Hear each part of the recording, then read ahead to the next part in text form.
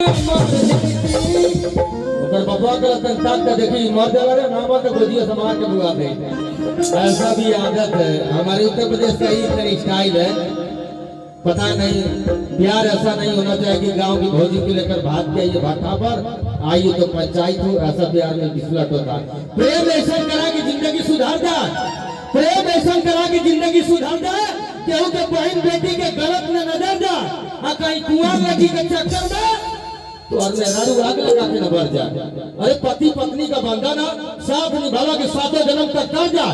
दूल्हे का बाप होके लगभग लाइन मारा घर मेहरारू खैले भी ना उजर जाए। इस प्यार से मुझे बहुत डर लगता है। एक बात जोरदार कर जाए बहुत ही खूबसूरत अंदाज मैं चाहूंगा अशोक बाबा उर्फ प्यास जी बहुत ही खूबसूरत अंदाज जोरदार कर जाएंगे हमारे अशोक बाबा के लिए। दागी नदिया की धरती से ऐसे कलाकार जो सुपर स्टार कलाकार हुआ करते हैं मैं चाहूंगा कि हमारी सभी नृत्यांगनाएं ऊपर आ जाए।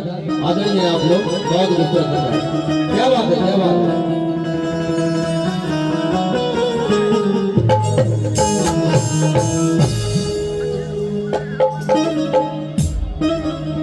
हेलो हेलो हेलो जी हेलो थोड़ा सा और बढ़ा के ठीक है। फोन लगा रखा हूँ हेलो बस फोन उसमें